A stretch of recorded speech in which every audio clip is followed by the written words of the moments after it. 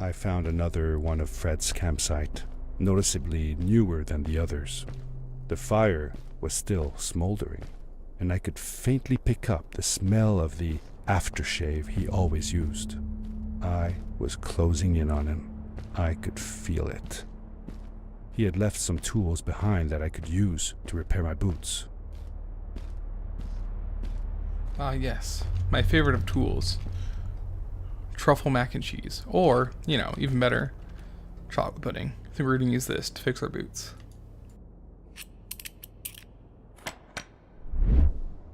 That should do it. Good as new. So it would seem. Welcome on in, everyone. We're just about to continue with more of a story about my uncle.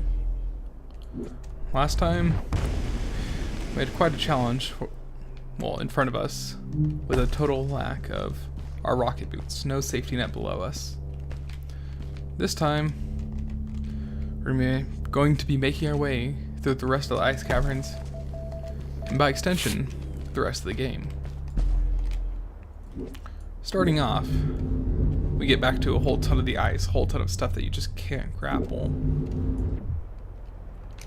And almost missed that one. But I didn't, so we're good. Somehow I made it on top of that ice. Yeah, there's these big sheet pillars of just straight ice. Definitely not the most welcoming of sights, nor the easiest to deal with. But we can make this jump.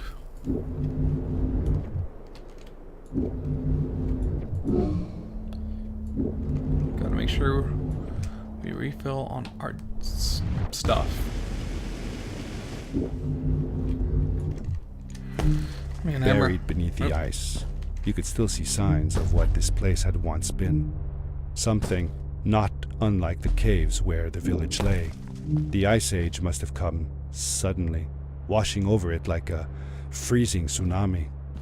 Now it lay desolated, haunting anyone who dared visit, with falling stalactites, sharp icicles, and its bottomless depths.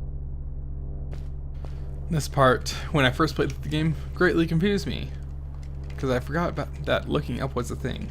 Let's show you something. Between a power leap and a rocket boost, it feels like you should be able to grapple something over there.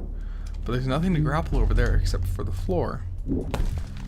So what you're supposed to do is look up, which has also been more difficult because, there's none of Fred's markings. But we can make it across. Oh. That probably would have hurt if I didn't have my adventure suit TM trademark or copyright. What are the other ones? Patented adventure suit. That sounds about right. And there we are, down below. Oops, bumped my head. And up there we see, oh, that's a fun part of the game.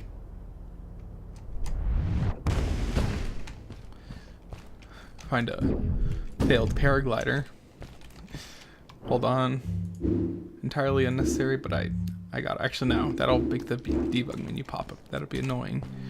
I wanted to turn the glider golden, but it's not worth the whole hassle of the debug glitch, which is probably the most ironic type of glitch. In here, the ice is thin enough that we can get a grip on the ceiling,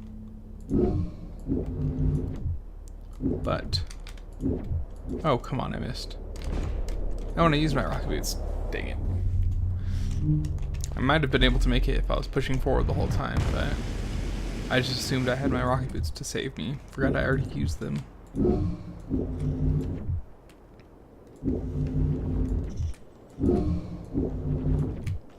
And we should be good now.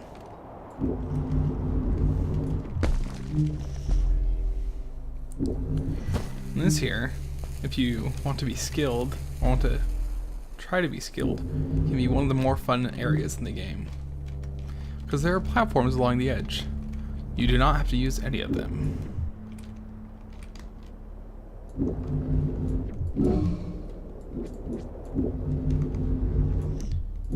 There are enough crystals in this cave for you to keep going forward without having to touch the ground.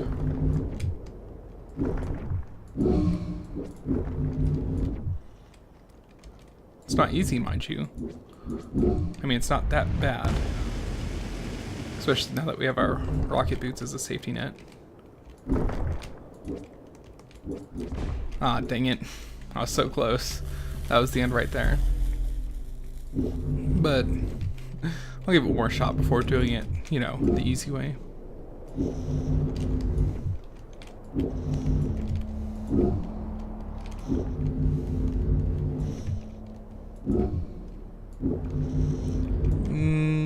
Sorry, focus mode. Oh, come on.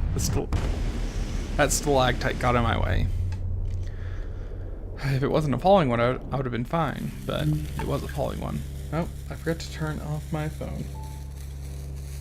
Whoops, my bad. I know I said one more try, but I'm too into it at this point.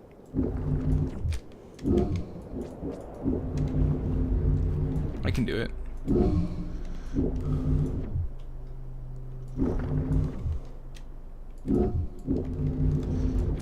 I can definitely do it.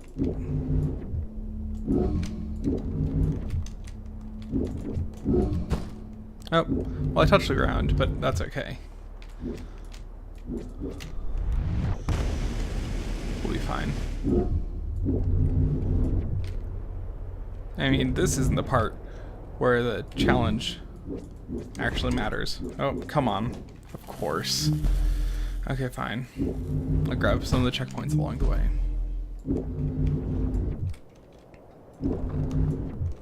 Oops.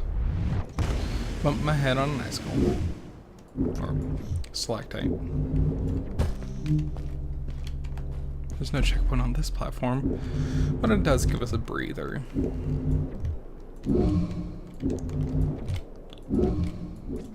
And it does refill our jetpack by landing on the ground. Oh, come on.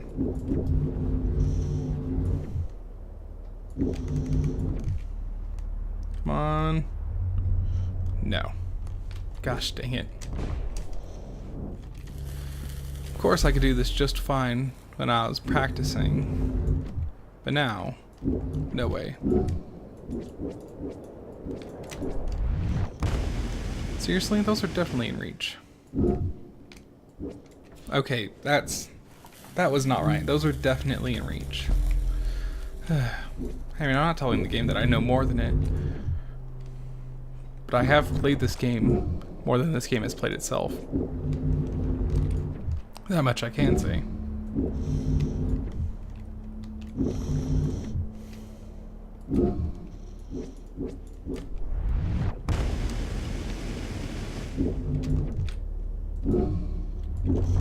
I feel like I can make it this time. Get my boots back. I'm not too proud to deny myself a boots refill.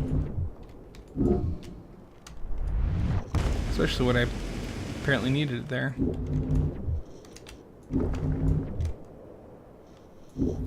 And Fred had come this way alone too. I took some comfort in knowing that whatever problems I face now, Fred would have faced them too. And beaten them. If he could do it, I could do it too. so here, there's an achievement. But first, we have to, you know, completely avoid the achievement to try and get the next reading in the game. So there's no checkpoints in this area because at the beginning of this area is where the achievement starts. So I'm gonna get the reading first, which I believe is right around this corner. There we go. We've earned the last collectible. And I'm just going to show what that does here, even though the rest of the collectibles will be later. because this is probably the most obnoxious of the collectibles. Every time you jump, you do a flip, and every time you boost, you do a twist. Sure, it's a little cool, but it's also beyond obnoxious. But hey. Yep. Acrobat mode. It's interesting, but honestly, I kind of hoped when I read acrobat mode, kind of hoped it would be unlimited grapples, just for fun, because you have to collect everything first, but no such luck. Now back to the show. And then, this is the achievement. Get from here to over there, or no, over there with an orange, without touching the ground. Not an easy feat. It's all about momentum, because these platforms are just barely too far from each other to feel fair. But there are plenty of crystals to refill yourself, and actually, in some cases, is beneficial to bump yourself on the rocks. I know, cursing at the rocks all game, and this time they helped me. Okay, that time they didn't help me. It's both a blessing and a curse that you can grapple onto the actual rock where the crystals are, because it's a blessing because it gives you more grapple points. It's a curse because you can miss. If you miss the crystal, then you're out of luck.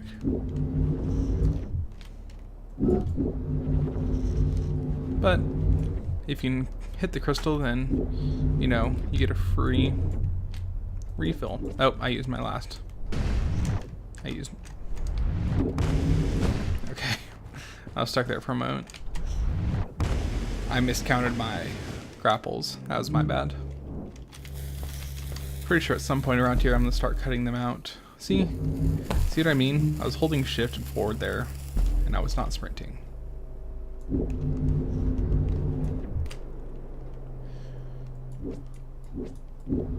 Yeah, it's not too difficult. It's mostly actually the first 3 jumps which are the most difficult. Getting past those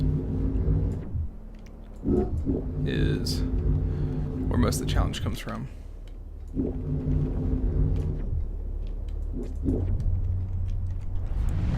Okay, first 4 or 5. That's 5, right? After that, there's plenty of crystals and plenty of things to grapple, as opposed to the set amount here at the beginning.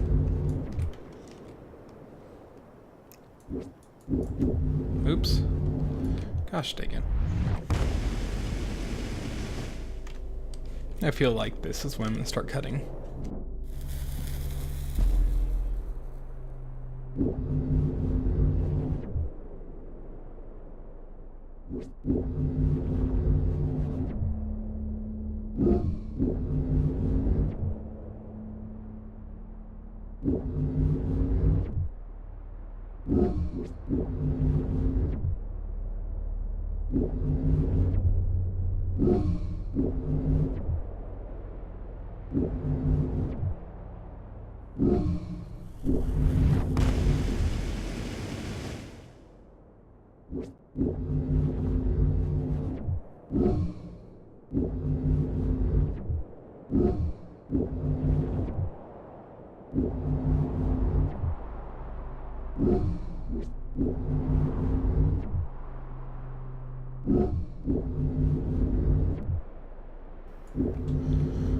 Did I do it?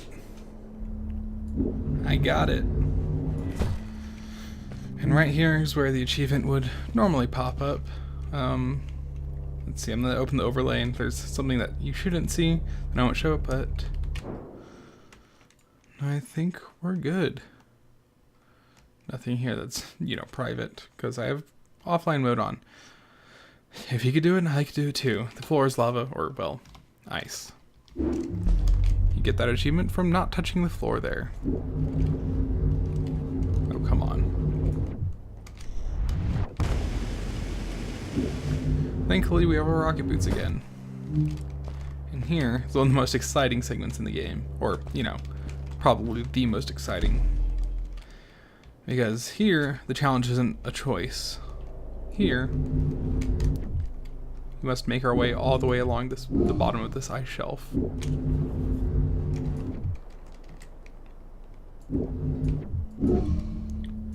And it's a lot bigger than it seems at first.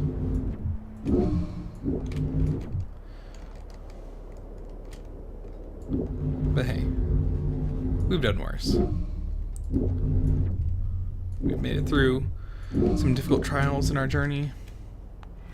And this is nothing compared to all that. Here, things seem to get awfully quiet. We can look back, get ourselves a good view of just how big this place is. But it seems like this is one end of the cave. So it seems like we are nearing our journey's end.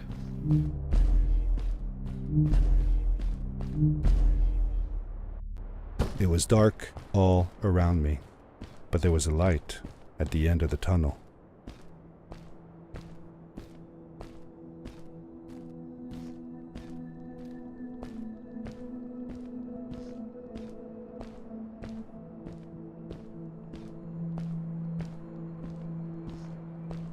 Hello? Nephew? Uncle Fred, I finally found him. My little boy. I'm glad to see you. And you're wearing the suit I made you. But how can you be here? I said that I found the suit in his workshop and that I came looking for him. I'm sorry for being away for so long. But I've been busy down here, you see. The frog people. That was an experiment of mine. Do you remember the eggs I found before? I sent them here by accident, and I had to follow. By the time I got here, they were already growing. These caves were empty before, but my experiment has made them full of life. I've conducted research on them and documented everything about them. And I built a new crystal-powered pad to be able to get back to my colleagues, show them how fantastic this all is. I interrupted Fred and told him about Maddie, how we came all the way to Starhaven together, and that I had promised to ask him if he would go see her there. Madeline. My little Maddie. I should have taken her to see Starhaven long ago. She was always so curious about the strays. When I left her, I wanted to protect her. Or rather, protect myself from losing her. I've changed my mind. I'm not going home. What does research or praise matter when I can be here with these creatures? They need me. And it's just as well. I don't trust this pad for more than one ride anyway. You need that ride. I didn't want to go home, and I asked if I could stay with him and Maddie instead. I'm sorry, nephew. As much as I enjoy having you here, you must go home. Explore the world on your own. Have your own adventures. I reluctantly agreed to go home. I was going to miss my uncle. I will miss you too. But I'm sure you'll do phenomenal on your own. And don't worry about me or Maddie. We'll be fine. The pad is yours, boy. When you're ready.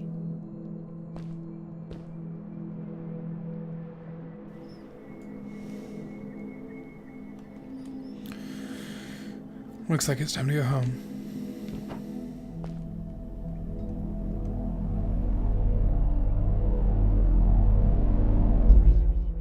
Take care, son!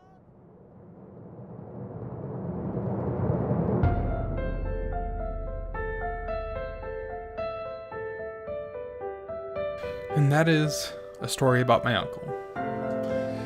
It's a very different game. I play a lot of stylistic games on this channel, and this game is stylistic in a different manner. The graphics are not the best, but the art direction is really good. The whole world just is brought together by the people in it, the things in it, and just the music, definitely the music. Throughout most of the game, the music is very subtle, very much in the background, but some of the pieces are just perfect. And, well, most of the pieces, or some of them are perfect, and some of them match perfect, or most of them match their area perfectly. Sorry. I have a hard time saying that, but I don't know, there's something about this game that attracted me to it so much, and I'm not sure what it is. Maybe it's the fact that it's both a really difficult game, as well as a really calm, peaceful, and artistic game. Just artistic in a different way. But as the music continues, we're going to find ourselves somewhere familiar. The end. Now, good night, sweetie. Wait, Dad. Does that mean Fred is still there? Who knows? That was the last time I saw him. Don't you miss him? I do, sometimes. But I don't worry about him, because I know that wherever he is, he's on his biggest adventure yet.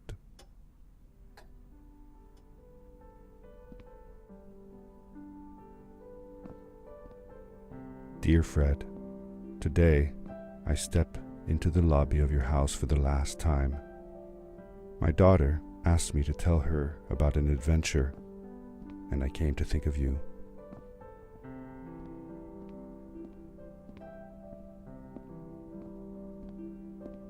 Your house looks just like my mother and I left it years ago. After you'd gone, I was sure she was going to throw out all your stuff, but she just cleaned up. We made you a small memorial.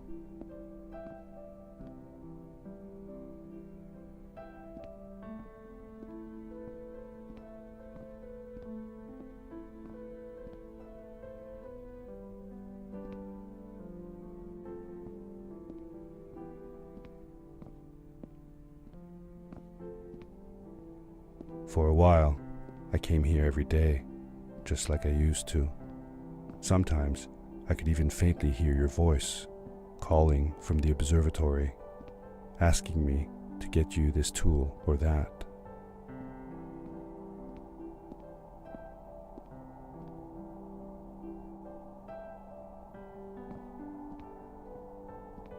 I never told my mother about that day. I don't think she would have believed me. Can I believe it? After all these years.